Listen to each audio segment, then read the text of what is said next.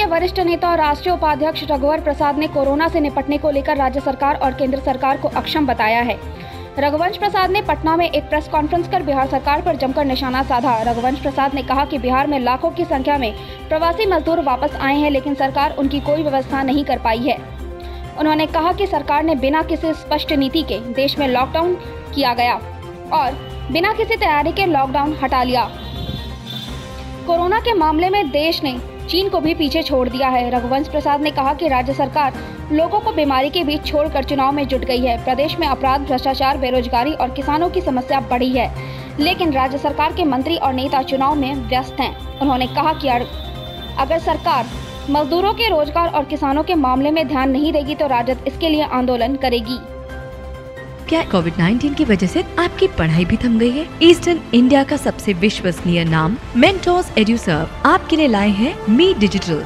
ये सिर्फ online classes नहीं है, ये है एक वर्चुअल क्लासरूम प्रोग्राम। आपको मिलेंगी क्लासरूम कोर्स की ऑलमोस्ट सारी फैसिलिटीज। आज ही प्ले स्टोर से मी डिजिटल ऐप डाउनलोड करें। और बड़े पैमाने पर इसकी लूट हुई है, इसका छानबीन जांच पड़ताल होना चाहिए। फिर घोषणा इनकी रोज दिन वो जरूरी है, कुछ न कुछ घोषणा करने का। डपुर संघ भी घोषणा किसान के लिए, मजदूर के करीब कहते हैं कि हम सबके काम दे देंगे। माने रातों रात सब फैक्ट्रियां खुल जाएगी बिहार में और सब लोग को काम मिल जाएगा, बहालियां हो जाएगी। अरे कुछ तो शर्मिंदा होइए जो क्या स्थिति है। उधर वो एगो लड़की ले आई, सब लोग उसका जयकार साइकिल पर, दरभंगा ज्योति, तो उसका पुरस्कार नहीं, वो अभिनंदन धरा गया था तो छूट गया, तो उसका हुआ मार महिमा मंडित किया गया, छोड़ दिया पाकिस्तान तो यहाँ आकर के। तो उसी तरह से सरकार चुल्लू भर पानी में डूब पड़े कि कैसी परिस्थिति पैदा हुई कि वह लड़की निराश्रित होकर के साहस दिखाने का काम किया और अपना पिता के साइकिल पर लाद कर दिया। एक उदाहरण है, लेकिन ऐसे तो लाखों घटनाएं हुई है। सरकार के प्रति किसी का भरोसा नहीं रहा तो चल दिया अपना भगवान के नाम पर पैदल और रास्ते में भूखे प्यासे जैसे तैसे।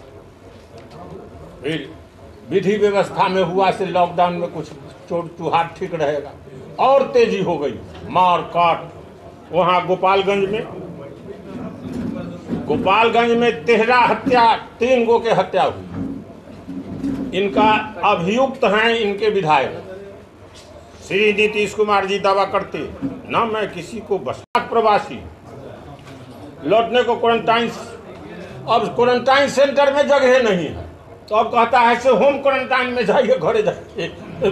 पूछ लेता है क्या है, बुखार है, तबीयत खराब है, गला दुखाता है, नहीं खांसी होती है, उसके बाद उसे बंद होगा। अब कोई क्वारंटाइन सेंटर नहीं है जहां पर मारा पीटी, कहा सुनी, धक्का धुकी, उत्पात नहीं हुआ। न कहीं खाने का है, न कोनो बिछौना है, उन्हें से वो काट दिया, उन्हें से वो ला रहा है, कनो ले गया। आई कहे हैं कि उन्हें सुनते थे 2400, आई सुनते हैं कि 5400 प्रति बेड। लूट 20 लाख करोड़ का पैकेज दिया, वो जुमला पैकेज है। 20 लाख करोड़ में 2.25 लाख करोड़ छोड़ करके बाकी बजटीय उपबंध है, ऋण है और फाइनेंशियल मैनेजमेंट है। और कहा गया से 20 लाख करोड़ सब हिसाब जोड़कर 20 लाख करोड़। इनका वित्त मंत्री धारावाहिक 5 दिनों तक सबका व्याख्यान करते रहे। मैंने जनता को बरगलाने का काम, ट्रिक और चालाकी से कोई देश नहीं चला करता। ये चालाकी से देश को बरगलाने का काम 20 लाख करोड़ दिया, इसलिए 20 लाख करोड़ से कोई इसका समाधान नहीं होने वाला है, भूखमरी होनी है। तो इसी के लिए ये खास बात पर लोगों को ध्यान देना पड़ेगा कि कहा कि जीडीपी का 10% हम दिया है पैकेज। जीडीपी का 1.5% पैकेज होगा, करीब असल हिसाब जोड़ा गया है तो 1,84,000 करोड़ ही पैकेज है। बाकी सब इसमें फाइनेंशियल मैनेजमेंट, ऋण और बजटीय उपबंध सबके जोड़ जाड़ करके लोगों को बरगलाया गया। फिर शुरू में हर एक चीज के यहाँ तो सांप्रदायिकता से लोग जोड़ते हैं। कहा गया कि तबलीगी वाला लोग फैला दिया महामारी के। देश भर में घृणा का भाव उत्पन्न हो गया। हम सवाल उठाते हैं कि 14-15 मार्च को तबलीगी मरकज की बैठक दिल्ली में थी, उसको इजाजत किसने दी? गृह मंत्रालय को उसमें बर्खास्त गृह मंत्री को क्यों नहीं होना चाहिए? उसी तारीख को 14-15 के बिहार राजगीर में राष्ट्रहित का सम्मेलन था।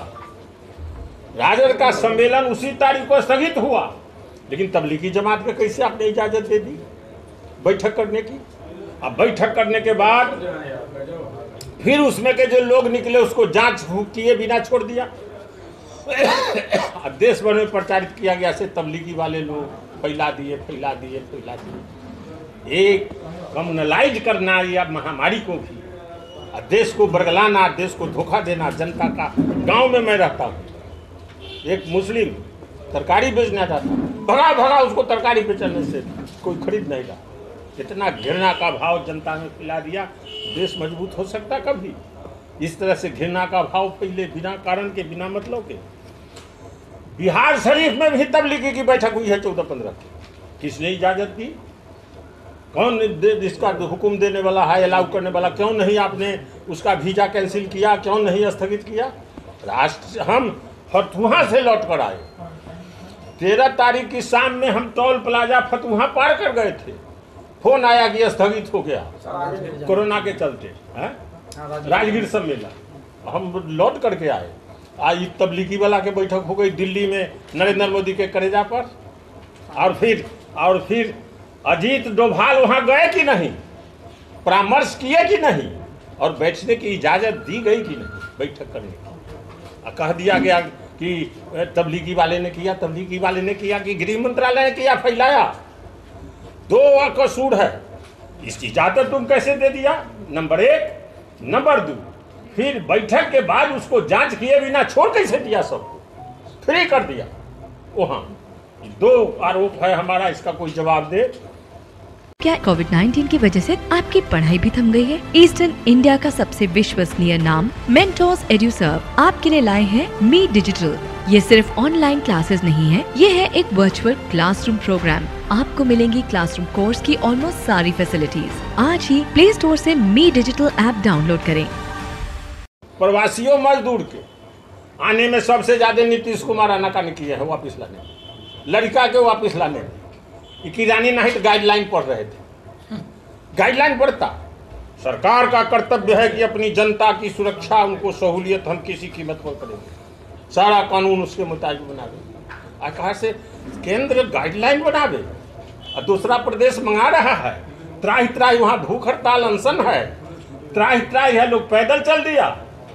कहा गया प्रवासियों के चलते फैल रहा है। फिर प्रवासी को उधर तबलीगी जमात के आरोपित किया, और प्रवासी के आरोपित कर रहा है। बाहर तुम छोड़ दिया रहने को, उनको संक्रमित होने दिया, अब बाद में अब उसको वापिस आवेगा तो संक्रमण आएगा ही, और उसको फिर बदनाम करने का काम गरीब आदमी बेचारा, उसकी पीड़ा वर्णन नहीं की जा सकती।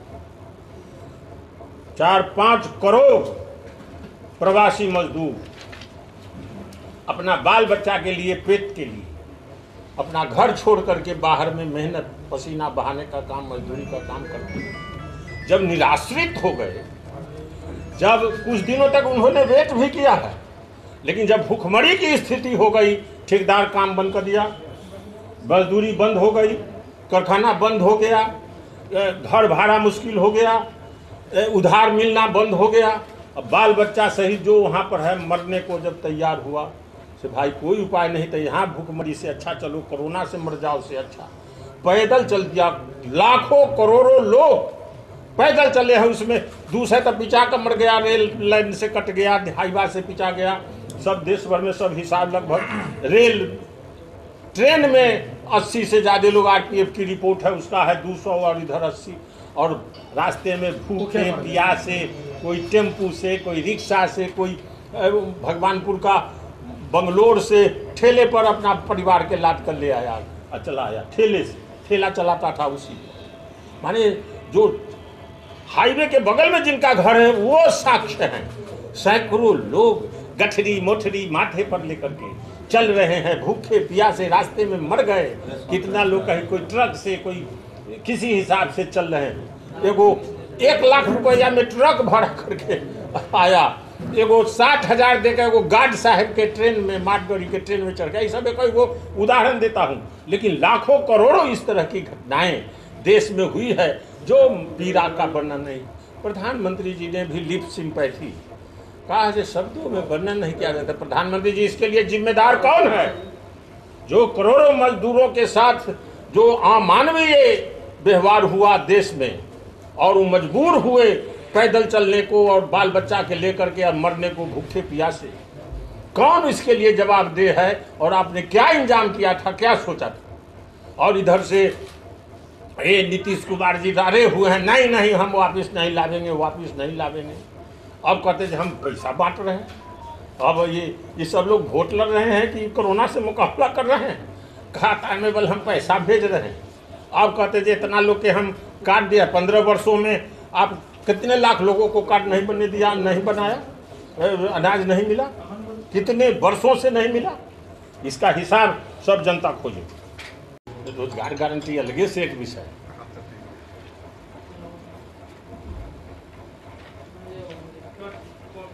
लेकिन महामारी से लड़ना है, इसलिए हिंदुस्तान के लोगों ने कष्ट सहन किया, झेला, नहीं तो विद्रोह होता। इसमें कई देशों में इसका खिलाफ प्रदर्शन हुआ है, आंदोलन हुआ, कई देशों ने लागू किया है, लेकिन मौका दिया 10 दिन, 15 दिन, 5 दिन, 7 दिन से भाई लॉकडाउन करेंगे लोग, तैयारी। ये झटपट क्या है?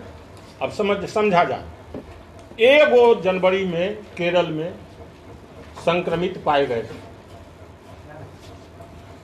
उसके बाद विदेश से अपना लोग को मंगाया गया, और उसके बाद केवल अंतर्राष्ट्रीय उड़ान को रोकना था, सब उड़ान को रोक दिया। कोई लॉजिक नहीं। तो जिन दिनों नहीं था, बीमारी बहुत कम थी, बहुत संक्रमण अपने देश में कम था, तो उन दिनों लॉकडाउन कर दिया। अब तो बीमारी बढ़ रही, अब तो हम 7वां में चले गए देश में, चीन को हमने पछाड़ दिया है। आपदा से, कोरोना से पीड़ा के मामले में चीन को हमने पछाड़ दिया, उससे ज्यादा लोग संक्रमित हो गए, उससे ज्यादा लोग मृत्यु के कगार पर चले गए। नारायण मूर्ति, इन्फोसिस के फाउंडर, ने क्या कहा? तो नॉर्मली ये सब बीमारी से कम ही मरते जितना कोरोना से यहाँ लोग बढ़े।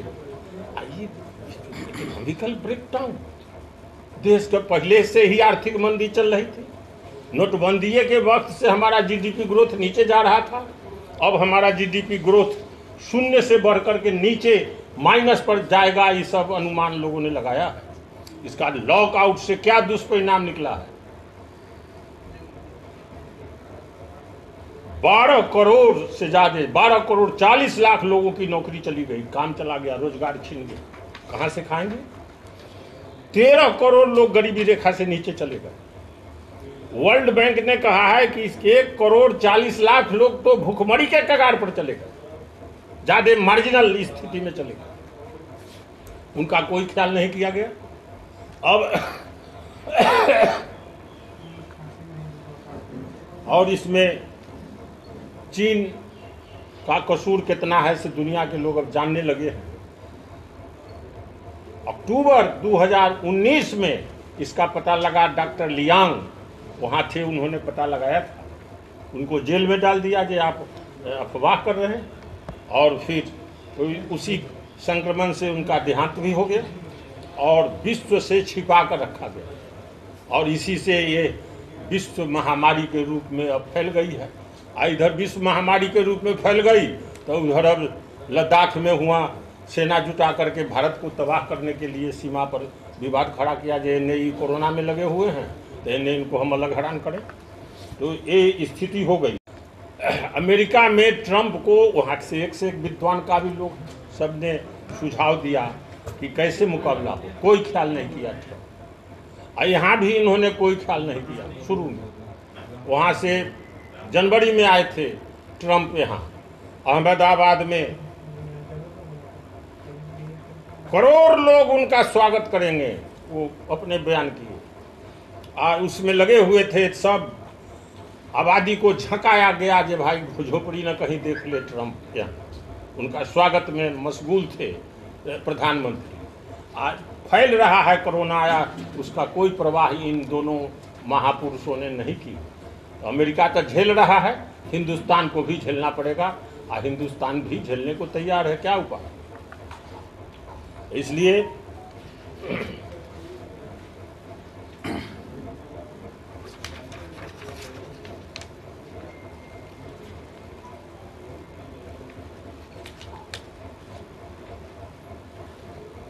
होती है, एक आपदा है आसमानी, दूसरी आपदा है सुल्तानी। हिंदुस्तान अभी दोनों आपदाओं से तबाह है, ग्रस्त। एक तो आपदा कोरोना कहाँ से, चीन से शुरू हो गया, यहाँ आ गया महामारी, विश्व महामारी। फिर उन्हें अम्फन, समुद्री तूफान, बंगाल और उड़ीसा तबाह हो गया। फिर इधर निसर्ग, महाराष्ट्र और गुजरात तबाह हो रहा।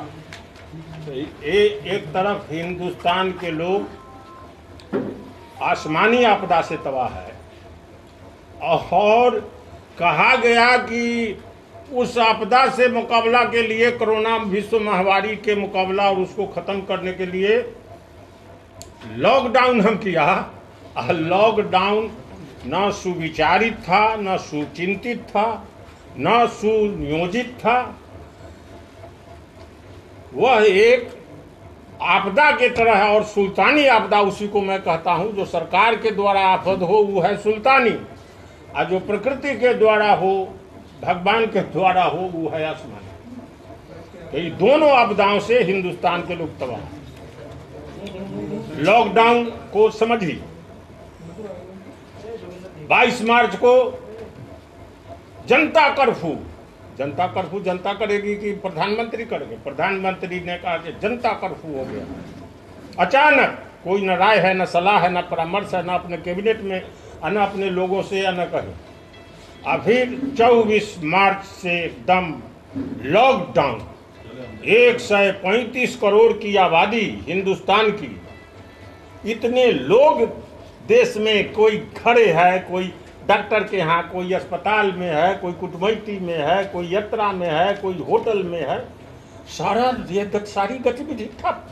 ये भाई क्या बात हो गई कि ये लॉकडाउन कोई सुना नहीं था, आज लॉकडाउन हो गया, सब जगह यातायात सब ठप, रेल ठप, सब बस ठप।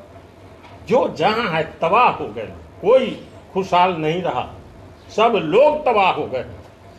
लेकिन अमीर आदमी इसको बर्दाश्त किया है, गरीब आदमी, मजदूर बर्दाश्त नहीं कर सकते। महात्मा गांधी जी ने कहा था लिटमस टेस्ट करो, कोई काम करो तो देखो जो इसमें गरीब आदमी कहाँ पर है, गरीब आदमी का क्या होगा। तो प्रधानमंत्री नरेंद्र मोदी जी लिटमस टेस्ट में गांधी जी के में फेल हो गए। कोई उन्होंने ख्याल नहीं किया। 4-5 करोड़ प्रवासी मजदूर, सबका कोई ख्याल नहीं हुआ कि इसका क्या होगा। छोटी छोटी दुकानें हैं जो रोज दिन काम करते, खेत कुछ जीविका हासिल करते, सब ठप, कहाँ से उखाएगा, कोई परवाह किसी ने नहीं किया, और ये होगा। बजरंगबली, आप ही का जो योजना था मनरेगा, वही आधार बन रहा है। लेटेस्ट खबरों के लिए देखते रहिए MUZ न्यूज, और ताज़ा अपडेट पाने के लिए चैनल सब्सक्राइब करना ना भूलें।